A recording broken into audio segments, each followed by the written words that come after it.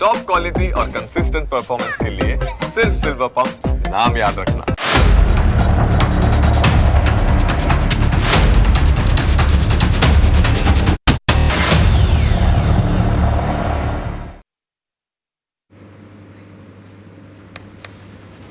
નમસ્કાર, હું જનક Dave ફુલ્સ of news analysis પ્રોગ્રામમાં આપનું સ્વાગત છે.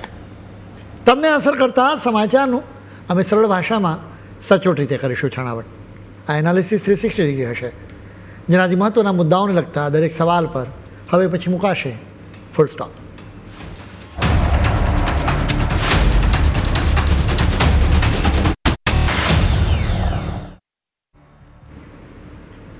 ભારતના સ્પેસ મિશન માટે એક શુભ ઘડી આવી છે. ભારતના અવકાશયાત્રી શુભાંશુ શુક્લા ઇન્ટરનેશનલ સ્પેસ સ્ટેશનના મહેમાન બનશે. તેઓ અવકાશમાં તરતી આ વિસ્મયજનક જગ્યાએ પહોંચનારા પહેલા ભારતીય બનશે. આ મિશન માટે આમ તો 10મી જૂનનું મુહૂર્ત હતું, પરંતુ હવામાન ખરાબ થયું એટલે એને મોકૂફ રાખવું પડે, જેના પછી ભારતીય સમય મુજબ 11મી જૂને સાંજે 5:30 વાગે શુભાંશુની શુભ યાત્રાની શરૂઆત થવાની હતી. આ યાત્રામાં વધુ એક વખત વિલંબ થયો.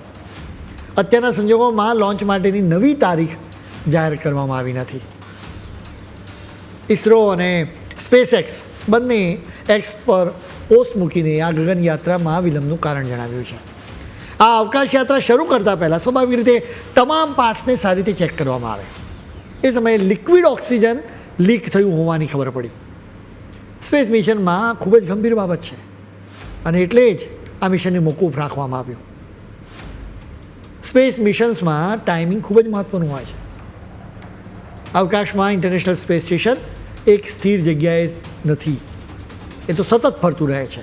એટલા માટે જ રોકેટને લોન્ચ કરવા માટેનો સમય નક્કી કરતી વખતે ખૂબ જ મથામણ કરવી પડે. ઇન્ટરનેશનલ સ્પેસ સ્ટેશન એટલે કે ISS કઈ દિશામાં અને કેટલી સ્પીડથી ફરી રહ્યું છે એ ધ્યાનમાં લેવું પડે. એ મુજબ સ્પેસક્રાફ્ટનો રસ્તો નક્કી કરવામાં આવે. વળી રોકેટને લોન્ચ કરતી વખતે હવામાન પણ અનુકૂળ હોવું જોઈએ. ઇન્ટરનેશનલ સ્પેસ સ્ટેશન પર જવા માટેની જર્ની સીધી અને સટ નથી, જેટલું કહીએ એટલું સરળ નથી. બલકે ઇન્ટરનેશનલ સ્પેસ સ્ટેશનની દિશા અને સ્પીડ મુજબ સ્પેસક્રાફ્ટની જર્ની એડજસ્ટ કરવી પડે છે. આ એડજસ્ટ કરવામાં અનેક વખત પૃથ્વીનું પરિભ્રમણ કરવું પડે, એટલે એના માટે વધારે ફ્યુઅલની જરૂર પડે છે. રોકેટના 2 સ્ટેજ હોય છે. પહેલા સ્ટેજમાં 9 મેર્લિન એન્જિન અને કેટલીક ટેન્ક હોય છે. આ ટેન્કમાં લિક્વિડ ઓક્સિજન અને રોકેટ ગ્રેડ ઓક્સિજન ભરેલું હોય છે. બીજા સ્ટેજમાં 1 મેર્લિન એન્જિન હોય છે. આ દરેક પાર્ટ અત્યંત મહત્ત્વનો છે. હવે આ કેસમાં લિક્વિડ ઓક્સિજન ભરેલી ટેન્કમાંથી લીકેજ થઈ રહ્યું છે. આ પ્રોબ્લેમને સોલ્વ કર્યા વિના ઉડાન ભરી ના શકાય. વળી આ મિશનમાં તો માણસો જવાના હોવાથી સહેજ પણ ભૂલચૂક ના ચાલે, અને એટલે જ આ મિશનને અત્યારે મોકૂફ રાખવામાં આવ્યું છે. આમ પણ હિન્દીમાં એક કહેવત છે ને કે દુર્ઘટના સે દેરી ભલી. હવે કદાચ તમારા મનમાં સવાલ થાય કે છેલ્લી ઘડીએ જ કેમ લીકેજનો ખ્યાલ આવ્યો. છેલ્લી મોમેન્ટે ચેકિંગમાં લીકેજ પકડાયું. જુદા જુદા કારણોને લઈને આ લીકેજ થતું હોય છે. જેમ કે રોકેટ લોન્ચ વખતે વાઇબ્રેશન અને પ્રેશરના કારણે લીકેજ થઈ શકે. ઇન્સ્ટોલેશન્સ કે મેન્ટેનન્સ વખતે માણસોની ભૂલના કારણે પણ લીકેજ થઈ શકે. ટેન્કમાં તાપમાનમાં ખૂબ ફેરફાર થાય તો પણ લીકેજ થઈ શકે છે. સારું થયું કે ખરા સમયે એની ખબર પડી ગઈ. આ યાત્રા ટળી છે પણ રદ નથી થઈ. યોગ્ય સમયે આ યાત્રાનો શુભારંભ થશે. શુભાંશુનો આ પ્રવાસ ખૂબ જ રસપ્રદ રહેવાનો છે. આ પ્રવાસની વિગતો પણ ખૂબ રસપ્રદ છે. તેમના સ્પેસ શૂટથી લઈને ભોજન સુધીની માહિતી અમે તમને પીરસવા જઈ રહ્યા છીએ. સૌથી પહેલાં તેમના મિશન વિશે વિગતે વાત કરીશું. તેમના મિશનનું નામ એક્સિયોમ 4 છે, જેને આકાશગંગા મિશન પણ કહેવામાં આવે છે. આ મિશનમાં શુભાંશુ સહિત 4 અવકાશયાત્રીઓ 2 અઠવાડિયા સુધી ઇન્ટરનેશનલ સ્પેસ સ્ટેશન પર રહેશે. સુધાંશુ સિવાય એક અવકાશયાત્રી પોલેન્ડનો છે, જ્યારે બીજો એક અવકાશયાત્રી હંગેરીનો છે. આ મિશનના કમાન્ડર પેગી વિટસન છે.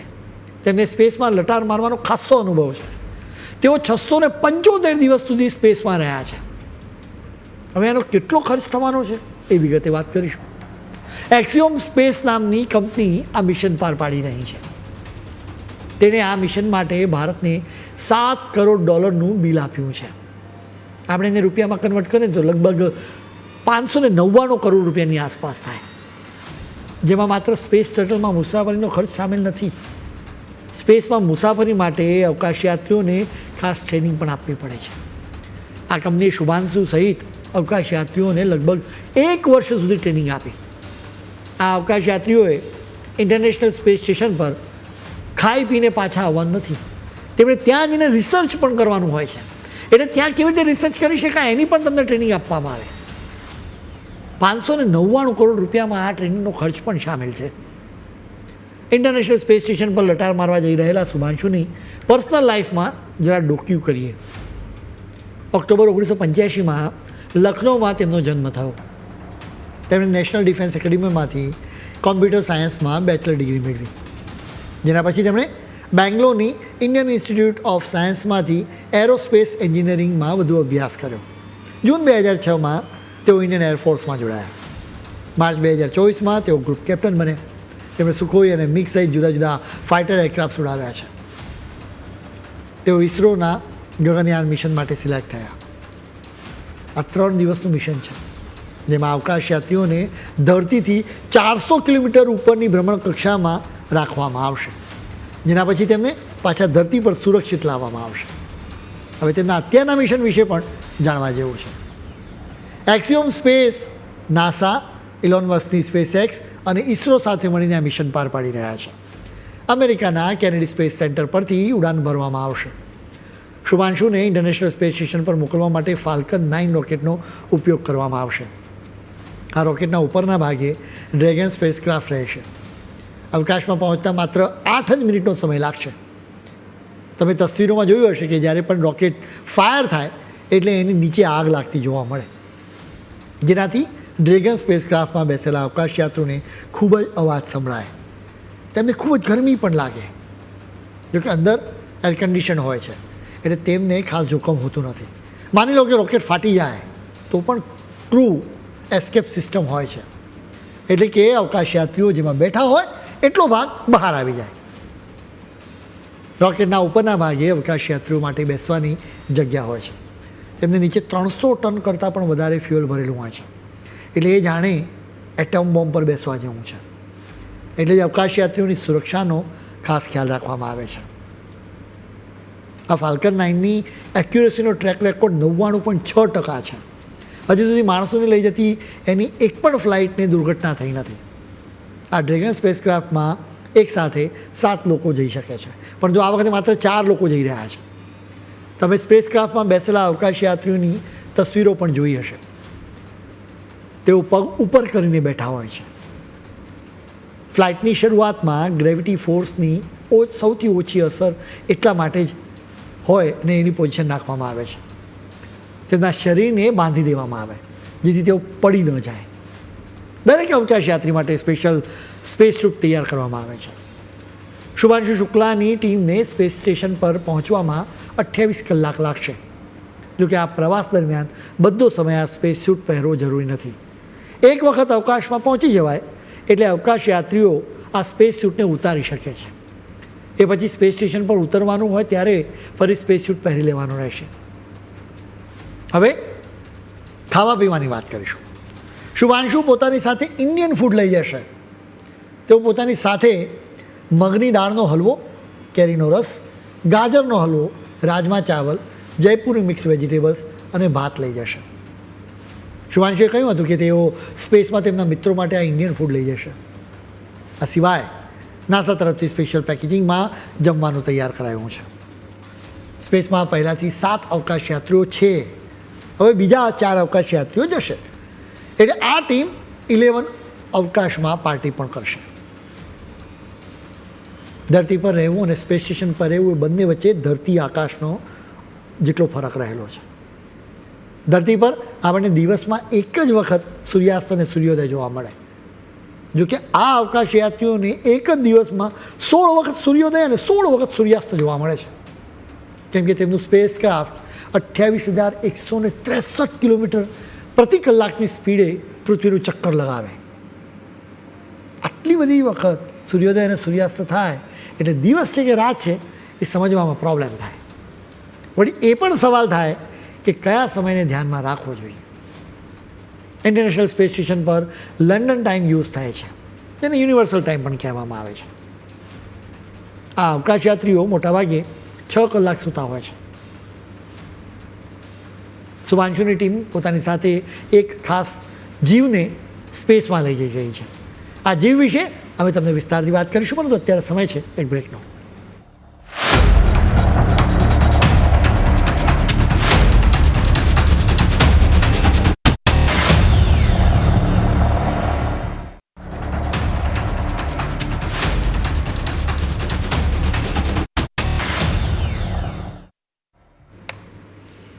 બ્રેક બાદ આપનું સ્વાગત છે. ભારત તરફથી આ મિશનમાં કેટલાક બેઝિક પ્રયોગો કરવામાં આવશે. આ અવકાશયાત્રીઓ પોતાની સાથે મેથી અને મગ પણ લઈ જશે. એને એક ડબ્બામાં રાખવામાં આવશે, એમાં પાણી રેડવામાં આવશે. એના પછી એ અંકુરિત થશે. એને પેક કરીને ધરતી પર પાછું લાવવામાં આવશે. અહીં એનો ગ્રોથ ચકાસવામાં આવશે. એ સિવાય ભારતમાંથી કેટલાક બીજને સ્પેસ સ્ટેશન પર લઈ જવાશે, ત્યાં રાખવામાં આવશે અને ત્યાંથી પાછા ભારતમાં પણ લાવવામાં આવશે. સ્પેસમાં બીજ પર શું અસર થાય છે એ જોવાનો આ પ્રયાસ છે. આ મિશન ભારત માટે ખૂબ જ ખાસ છે, એટલે જ ભારતમાં એને લઈને ખૂબ જ ઉત્સાહ છે.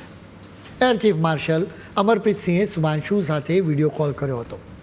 તેમણે ઇન્ડિયન એરફોર્સ તરફથી ગગનયાત્રા માટે શુભાંશુને શુભેચ્છા પાઠવી હતી. શુભાંશુ ઇન્ટરનેશનલ સ્પેસ સ્ટેશન પર જવાના છે, એટલે એના વિશે પણ થોડીક માહિતી મેળવવી જોઈએ. આ સ્પેસ સ્ટેશન પૃથ્વીથી લગભગ 403 કિલોમીટરની ઊંચાઈએ આવેલું છે, જે પૃથ્વીની ફરતે ચક્કર લગાવ્યા કરે છે. એનો આકાર 5 બેડરૂમવાળા ઘર જેટલો છે. જો એના તમામ છેડાને જોડી દઈએ, એનો આકાર માપવામાં આવે તો એની લંબાઈ ફૂટબોલના મેદાન જેટલી થઈ જાય. પૃથ્વી પર આ સ્પેસ સ્ટેશનનું વજન લગભગ 4.53 લાખ કિલો જેટલું થાય. શુભાંશુ પોતાની સાથે રમકડાનો રાજહંસ લઈ જશે, જેનું નામ જોય રાખવામાં આવ્યું છે. આ રાજહંસ સરસ્વતીનું પ્રતીક છે, એટલે જ એને જ્ઞાન, તાલીમ અને શુદ્ધતાનું પણ પ્રતીક ગણવામાં આવે છે. શુભાંશુ માટે હિન્દુ સંસ્કૃતિના મૂલ્યોનું ખૂબ જ મહત્ત્વ રહ્યું છે. શુભાંશુની ટીમની સાથે એક નાનકડો જીવ પણ સ્પેસમાં જશે. આ જીવ છે ટાર્ડિગ્રેડ્સ. આ જીવ એટલો સૂક્ષ્મ છે કે એને નરી આંખે નથી જોઈ શકાતો. એને જોવા માટે માઇક્રોસ્કોપનો ઉપયોગ કરવો પડે છે, કેમ કે એની સાઇઝ માત્ર 0.04 ઇંચ હોય છે. માણસો અત્યંત ગરમી કે ઠંડી જેવી એક્સ્ટ્રીમ સ્થિતિનો સામનો ન કરી શકે. જો કે ટાર્ડિગ્રેડ્સ તો ચેમ્પિયન સર્વાઈવર છે. અને નાનકડો જળ રીંછ પણ કહેવામાં આવે છે. ટાર્ડિગ્રેડ્સને આ પહેલાં પણ સ્પેસમાં લઈ જવામાં આવ્યો છે. આ જીવને જલસા થઈ જાય છે, કેમ કે માણસો સિવાય એને જ એક્સપેરિમેન્ટ્સ માટે વારંવાર સ્પેસમાં લઈ જવામાં આવે છે. 2019માં ઇઝરાયલનું બેરેશિટ મિશન 500 કિલોમીટર પ્રતિ કલાકની સ્પીડથી ચંદ્રની સપાટીની સાથે ટકરાયું હતું. મિશનમાં ટાર્ડિગ્રેડ્સને લઈ જવાયા હતા. એ સમયે સ્પેસક્રાફ્ટનું લેન્ડર ચંદ્રની સપાટી પર ટકરાયું હોવા છતાં ટાર્ડિગ્રેડ્સ નહોતા મર્યા. હવે સવાલ થાય કે અવકાશમાં આટલી સ્પીડથી ટાર્ડિગ્રેડ્સને લઈ જવાય, એમ છતાં એ જીવતા કેવી રીતે રહે? વૈજ્ઞાનિકો આ સવાલનો જવાબ મેળવવાની કોશિશ કરી રહ્યા છે. ટાર્ડિગ્રેડ્સની વિશેષતા શોધવાની કોશિશ થઈ રહી છે, જેથી એને માણસોમાં પણ વિકસાવી શકાય. ટાર્ડિગ્રેડ્સને જળ રીંછ સિવાય મોસ પિગલેટ પણ કહેવામાં આવે છે. એ પાણીમાં રહેતો સૂક્ષ્મજીવ છે. એના 8 પગ હોય છે. આ જીવ પર લાંબા સમયથી શોધ કરવામાં આવી રહી છે. 1773માં પહેલી વખત એને જર્મન સાયન્ટિસ્ટ જોહાન ઓગસ્ટ એફ્રેમે શોધ્યો હતો. આ સૂક્ષ્મજીવની પાણીમાં તરવાની સ્ટાઇલના કારણે જ એને જળરીંછ કહેવામાં આવે છે. એનો આકાર નાનો છે, પરંતુ એનું શરીર થોડું જટિલ છે. વૈજ્ઞાનિકોએ ટાર્ડિગ્રેડ્સની લગભગ 1300 પ્રજાતિઓની ઓળખ કરી છે. ટાર્ડિગ્રેડ્સની એક વિશેષતા પણ છે. આ જીવની પાસે થોડાક અઠવાડિયાની જ એક્ટિવ જિંદગી હોય છે. જો એ સમયે કોઈ એક્સ્ટ્રીમ સ્થિતિ આવી જાય તો તેઓ ઇનએક્ટિવ તબક્કામાં જતા રહે છે. આ સ્થિતિમાં તેઓ 1 સદી સુધી પણ જીવતા રહી શકે છે, ચૂપચાપ પડ્યા રહે છે. 2007માં યુરોપિયન સ્પેસ એજન્સીએ પોતાના એક મિશનમાં રશિયન કેપ્સ્યુલથી લગભગ 3000 ટાર્ડિગ્રેડ્સને 10 દિવસ સુધી સ્પેસમાં રાખ્યા હતા.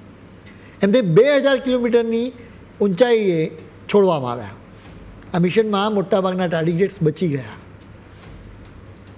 હવે આ ટાર્ડિગ્રેડ્સ શુભાંશુની ટીમને કંપની આપશે. શુભાંશુ શુક્લા સ્પેસમાં ટ્રાવેલ કરનારા બીજા ભારતીય બનશે.